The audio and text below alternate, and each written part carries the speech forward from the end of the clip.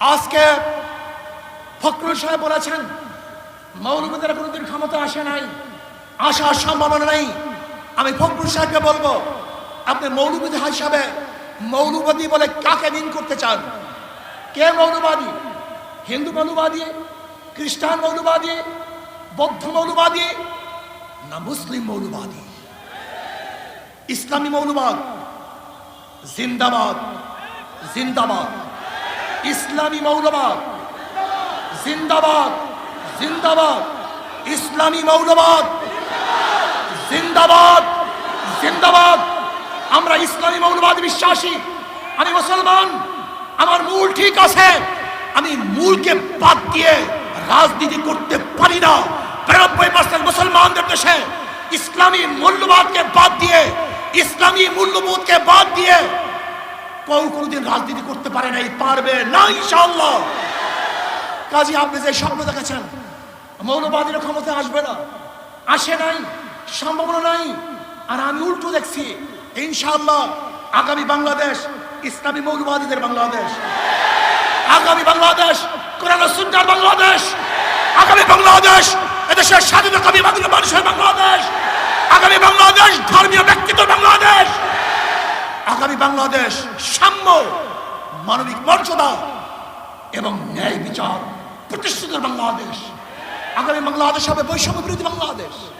এখানে ধনী গরিব, শিক্ষিত মূর্খ, মুসলমান, হিন্দু, খ্রিস্টান, যে জেলে, তাঁতি, কামার, মজদুর, যেই সমস্ত ব্যক্তি যেখানে যেইভাবে শ্রম দেয় না কেন, প্রত্যেকের অধিকার বাস্তবায়নের বাংলাদেশ।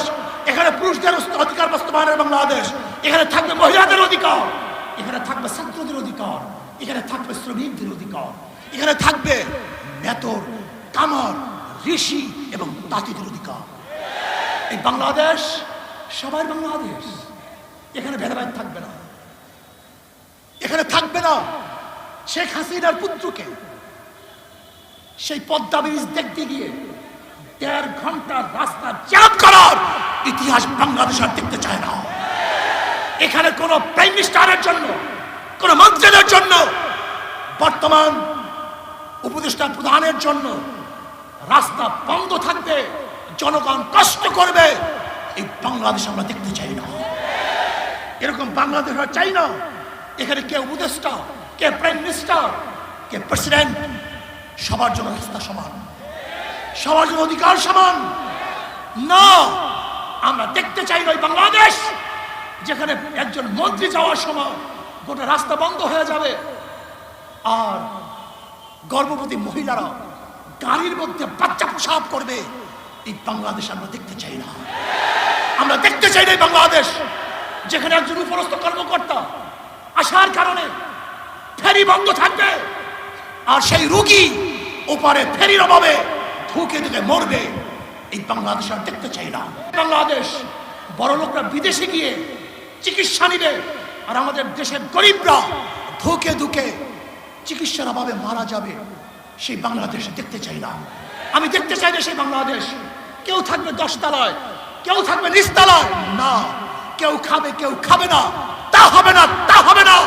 কেউ পড়বে কেউ পড়বে না, কেউ পরিধান করবে কেউ পরিধান করবে না, কেউ গোশ খাবে কেউ মাছ খাবে আর কেউ না খেয়ে থাকবে।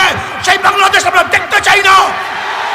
খাবো সবাই একত্রিত হয়ে খাবো, শান্তি সুখ করবো সবাই একত্রিত হয়ে শান্তি সুখ করবো, দুঃখ কষ্ট থাকবো তো সবাই দুঃখ কষ্টে একসাথে থাকবো, আরামায়েশ করবো সবাই একই সাথে আরামায়েশ করবো।